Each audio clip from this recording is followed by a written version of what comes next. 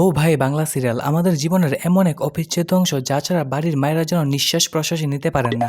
আজ আমরা সেই অমর অক্ষয় বাংলা সিরিয়ালগুলোর উপর একটু আলো ফেলবো, যেখানে বাস্তবতা নামক জিনিসটা অলরেডি লোডশেডিং হয়ে গেছে।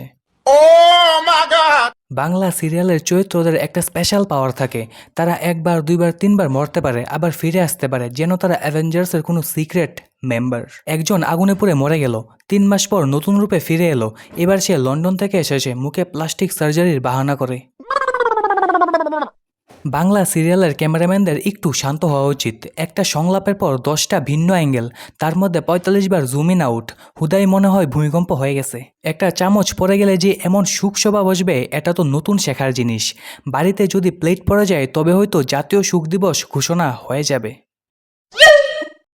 বাংলা সিরিয়ালে একবার কেউ প্রেগনেন্ট হলে বাচ্চা হতে হতে পুরো পরিবার রিটায়ারমেন্ট নিয়ে ফেলে। মানে 9 মাস তো দূরের কথা, কখনো কখনো 3-4 বছর কেটে যায়, কিন্তু পেটের সাইজ একদম একই থাকে।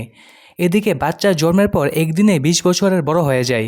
আরে ভাই, এত যদি গ্রোথ স্পিড হয়, তবে বাংলা সিরিয়ালের বাচ্চাদের ওয়ার্ল্ড রেকর্ড থাকা উচিত। বাংলা সিরিয়ালের আরেকটা কমন জিনিস শাশুড়ি বউয়ের মহাযুদ্ধ। যেন বাড়িতে টম অ্যান্ড জেরির লাইভ শো চলছে। একটা গৃহস্থ পরিবারের ভেতরে যেন র বনাম সিবিআইয়ের লড়াই চলছে। বাসার জামাই বেচারা শুধু ধামাচাপা দেওয়ার কাজে ব্যস্ত। বাংলা সিরিয়ালে সবাই সবসময় রাজপ্রাসাদের মতো বাড়িতে বসে থাকে। সেটা দেখে এটাই প্রশ্ন আসে, এই লোকজন চাকরি করে নাকি? এদের বাসায় গ্যাস ইলেকট্রিসিটির বিল আসে না? সারাদিন তো শুধু চা খাচ্ছে আর চক্রান্ত করছে। কই কেউ অফিসে গেল না, স্কুলে গেল না, একটা চাকরিও করতে দেখি না। বাবা, আমাদেরও শেখাও এই লাইফস্টাইল।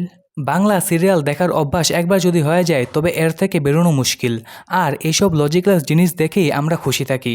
তাই বলি, যারা এখনও বাংলা সিরিয়ালের তীব্র ফ্যান, তাদের জন্য বিনোদন এর নতুন সংজ্ঞা লেখা দরকার।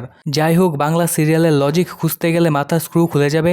তাই বিনোদন নিয়ে মজা করো, কিন্তু লজিক আশা করো না।